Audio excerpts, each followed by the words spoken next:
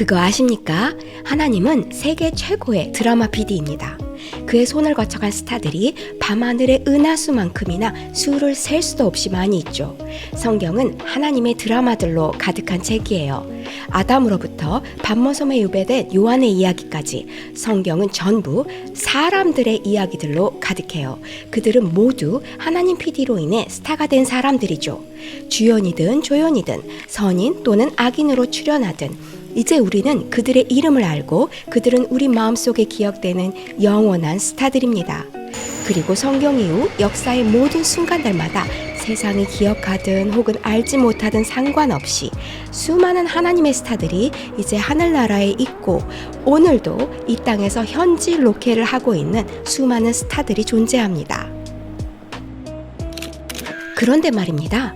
하나님은 왜 이런 드라마들을 자꾸 만들어서 세상 사람들에게 전파하실까요?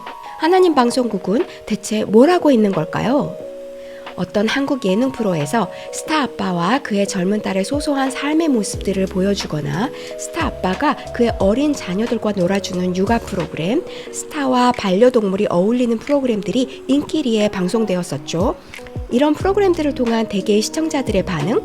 처음엔 스타들이 출연하니까 그냥 보게 되기도 하고 어떤 이들은 아기들이나 동물들의 귀여운 모습에 흥미를 느껴 시청하게도 되지만 점차 출연한 스타들의 새로운 이미지들을 발견하게 돼요. 무뚝뚝하고 무서운 인상의 스타에게서 딸을 사랑하는 자상한 아빠의 모습을 보게 되기도 하고 늘 가벼운 농담만 하던 코미디언에게서 진지하고 사려 깊은 모습을 보기도 해요. 주로 악역을 했던 배우에게서 착하고 따스한 모습도 발견하게 되고요.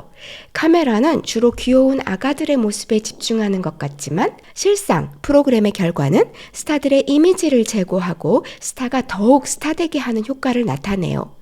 성경은 특정한 개개인의 삶의 이야기를 조명해요. 우리는 그들의 이야기를 통해 하나님 이미지를 더욱 분명하게 알게 되죠. 아브라함에게 계속적 축복을 약속하시는 장면들을 통해 하나님은 약속을 소중히 여기시는 분이시구나. 이삭이 가는 곳마다 새 우물을 팠으니 하나님은 우리가 약속의 땅에 있을 때 모든 필요를 채우시는구나. 둘째로 태어났던 야곱이 장자권을 얻었으니 하나님은 미리 말씀하신 것을 기필코 이루시는 성격이시구나. 각기 다른 사람들을 통해 매우 다양한 상황 속에서 하나님은 그분의 새로운 이미지들을 보여주세요. 그래서 사람들과 그 삶의 다양성은 하나님의 이미지를 드러내는 좋은 소재들이 됩니다. 그러니 하나님이 하나님 되게 하시기 위해 그분의 다양하고 멋진 스타들의 출연이 필요한 거겠죠? 다시 육아 프로그램으로 돌아가 볼까요? 아빠는 아이를 위해 요리하고 놀아주고 재워주고 많은 일들을 하지만 아장아장 걷는 귀여운 아기들은 별로 특별히 하는 일이 없어요. 그냥 먹고 놀고 잡니다. 출연하게 된 아이들은 그들이 유아이건 20대 숙녀이건 상관없이 유명한 스타인 아빠로 인해 자기들이 출연하게 되었음을 알고 있고 마음속으로는 자신들로 인해 아빠가 사람들의 더 많은 사랑을 받게 되기를 은근히 바라고 있을 거예요. 하나님의 드라마도 주로 이와 같습니다. 우리는 그냥 우리의 삶을 살아갈 뿐인데 다른 사람들이 우리에게서 하나님 아빠의 이미지를 보게 되는 거죠.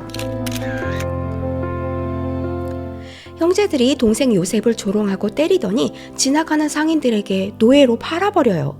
그리고 그들은 아버지 요셉에게 짐승에게 물려 죽었다고 거짓말을 하죠. 가인이 커다란 돌을 집어들고 동생 아벨의 머리를 내려치고는 피 흘려 죽어가는 동생을 바라보며 이렇게 말해요. 넌 네가 잘난 척해서 죽은 거야. 만약 하나님이 네 재물을 받으시지 않았더라면 너도 더 살 수 있었을 텐데. 난 너에게 적당한 훈육을 했을 뿐이야. 그런데 네가 너무 약해서 죽은 거야. 내가 설교 좀 했다고 해서 사람들이 날 비난하는 일 결코 없을 거야. 사람들은 내 권위에 도전함은 신의 권위에 도전함과 같이 여길 테니.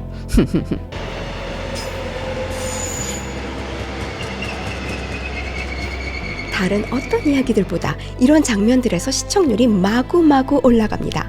정말 기가 막히고 의분이 치솟고 눈물 없이는 볼 수 없는 장면들 아닙니까? 모든 사람들이 아무 문제 없이 만사 오케이라며 가식적 미소를 띠고 편안하게 바른 생활을 하는 장면들보다 눈물과 웃음, 불의와 선의가 교차하는 이런 막장 드라마가 훨씬 시청률이 높습니다. 성경은 이런 막장 드라마들이 정말 많습니다.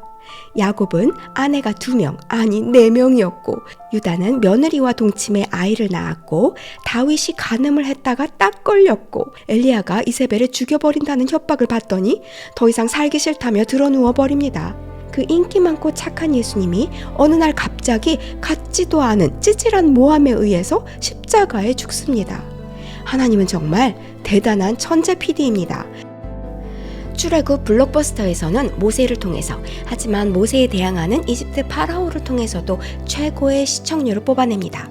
악역 파라오가 고집을 부릴 때마다 메뚜기 떼가 휩쓸고 개구리 떼가 울고 강물이 핏물로 변하고 장자들이 죽어나가고 바다가 양쪽으로 쫙 갈라지는 스펙터클 서스펜스를 보여주죠.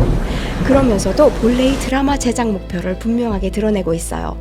우리는 어떤 어려움이 있어도 새로운 약속의 땅으로 가야만 한다는 거예요. 그리고 하나님은 그 땅으로 가는 우리의 여정에 전폭적인 지지와 도움을 보낸다는 것입니다. 저는 한때 정말 열심히 있는 크리스천이었어요. 평일에도 교회에서 늦게까지 예배를 드리거나 기도실에서 시간을 보내다 집에 돌아오면 우리 엄마는 TV에서 소위 막장 드라마를 아주 재밌게 시청하고 계셨어요. 저는 그때 엄마, 그런 거룩하지 않은 드라마 재밌기나 해요. 그런데 나중에 알고 보니 제 인생 자체가 막장 드라마더라고요. 저는 딸로 태어났어요. 그런데 부모님은 아들도 있기를 간절히 원하셨죠. 2년 후 보라 아들, 곧 내 동생이 태어났어요. 부모님은 아들을 얻기 위해 첫째 딸이었었던 저를 어느 점쟁이에게 파는 대가로 둘째를 아들로 받기로 했죠. 내가 크리스천이 된 이후 정말 나중에서야 알게 되었는데, 저는 이미 엄마 뱃속에 있을 때 아들을 얻기 위한 불의한 제물로 넘겨졌어요. 그것도 돈을 주고 넘겨졌죠. 어느 정도 편의 가정에서 어린 시절을 보냈었기에 저도 모르게 주변인처럼 살고 있었어요. 그러다가 또 팔렸어요. 어느 날 갑자기 교회 내부로부터의 핍박을 받게 되고, 저도 모르는 새에 기적을 돈으로 살 줄로 생각하던 어떤 목사님들 사이에서 노예처럼 돈으로 거래되고 있었고, 그 과정에서 저는 네로라 하는 교회들이 사실은 모두 그 내부에서부터 손도 쓰기 힘들 만큼 부패해버렸다는 것, 또 하나님의 종교개혁의 의지도 알게 되었어요. 그 과정에서 저는 큰 교회 목사님들의 공공의 적이 되었고, 힘센 목사님들이 하도 여자 하나를 두고 욕하고 또 욕하니까 그 반동으로 예수를 믿거나 믿지 않는 사람이거나 기독교의 개혁을 열망하는 지식인, 예술인들, 정치인들의 은근한 지지를 받기도 했어요. 이렇게 저의 명예가 죽지 않았기 때문에 저는 이제도 교회 내부로부터 엄청난 증오와 살기를 받고 있어요. 그 증오는 대부분 훈육, 교훈, 설교 이런 변명으로 이루어져요. 저는 이제 유명하지만 무명하고 또 무명하지만 유명한 자가 되어버렸어요. 그냥 가만히 숨만 쉬고 있었는데 말이죠. 어쨌든 그 과정에서 주변인으로서 살아왔던 내가 어느 날 갑자기 주인공이 되어 예수님의 십자가를 나누어지는 경험을 해버렸어요. 즉, 어린 시절 불의한 제물로 팔렸었던 제 인생이 이젠 하나님에 의해 의를 위한 살아있는 인생 제물이 되었어요. 그래서 하나님 PD의 주요 방송 전략이 무엇인지 알아요. 성경에서처럼 오늘도 여전히 up close and personal. 제가 깨닫게 된 것은 가만히 앉아서 다른 사람들이 진행하는 예배, 극장이나 TV를 통해 구경하던 단계에서 벗어나 각자가 자기 삶의 주인공이 되는 것이 곧 살아있는 예배라는 것입니다. 각 사람의 서로 다른 다양한 삶이 숭고한 예배가 되고 세상의 빛처럼 나타나는 하나님의 천국 방송 컨텐츠가 된다는 사실입니다. 어쩌면 당신은 원하든 또는 원하지 않든 상관없이 이미 하나님의 스타로 살아가고 있는지도 몰라요. 예수님은 불은 등잔 아래에 두지 않고 등경 위에 놓아 방에 들어오는 사람들에게 빛을 준다고 했어요. 불은 스스로 빛을 내려고 노력하지 않아도 돼요. 만약 여러분의 마음에 하나님의 불이 있다면 하나님이 여러분의 삶을 등경 위에 놓으실 때 그냥 그대로 계십시오. 여러분이 해야 할 것은 단지 힘껏 성령의 기름을 빨고 마음에서부터 나오는 노래를 부르는 거예요. 바람이 여러분을 시게 하여 꺼트리려 해도, 밤에 날벌레들이 날아와 윙윙 소리로 괴롭게 하며 다시 등경 아래로 내려가라 유혹해도 여러분의 있는 모습 그대로 거기에 계십시오. 그러면 방 안에 들어온 손님들은 자연스럽게 그 불을 밝힌 방의 주인의 얼굴을 더 잘 볼 수 있을 것입니다. 여기는 천국방송국 리포터 이혜승이었습니다. 시청해주셔서 감사합니다.